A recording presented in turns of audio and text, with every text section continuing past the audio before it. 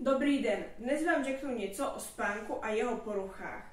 Spánek je důležitou fyziologickou potřebou a důležitým psychickým procesem. Narušení spánku může vést k depresii, úzkostním stavům a dalším psychickým problémům.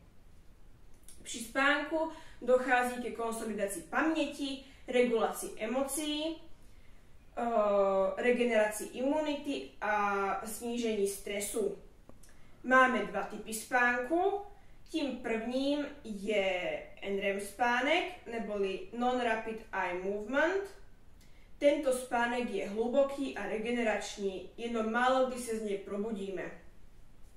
Tím druhým typem je REM spánek, neboli Rapid Eye Movement. Tento spánek je naopak velmi lehký. Typický je tím, že při něm sníme a vyznačuje se zpracováváním emocí a vzpomínek. K spánku patří i poruchy.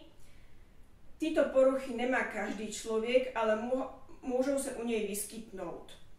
Asi k těm nejznámějším patří insomnie.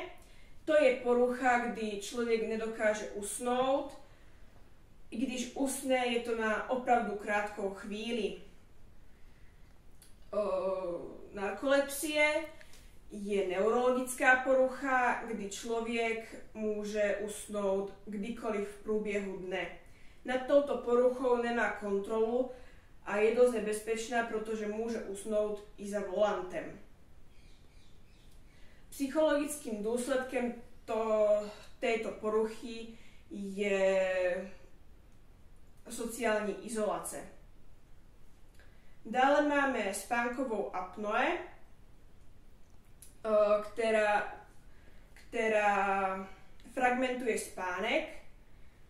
Nebezpečná je svými apnoickými epizodami, kdy člověk přestane při spánku dýchat a přestane se mu okysličovat krev.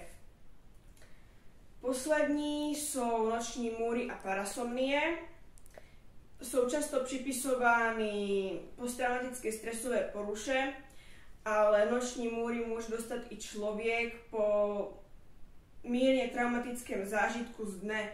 Například dítě může zhlédnout hororový film a v noci pak bude mít noční můry.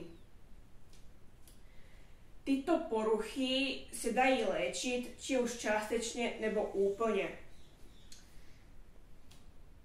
Narkolepsie se dá léčit léky na stimulaci bdělosti, pak léky na kataplexii a REM a kognitivně behaviorální terapii. Insomnie se léčí léky na spaní, bylinnými doplňky a rovněž kognitivně behaviorální terapii. Spánková apnoe se léčí buď to chirurgickým zákrokem nebo orálními pomůckami a změnou životního stylu. Parasomnie a noční můry, ty se léčí buď to relaxací a meditací nebo léky speciálně na to a pak ještě opět kognitivně behaviorální terapii. Děkuji za pozornost.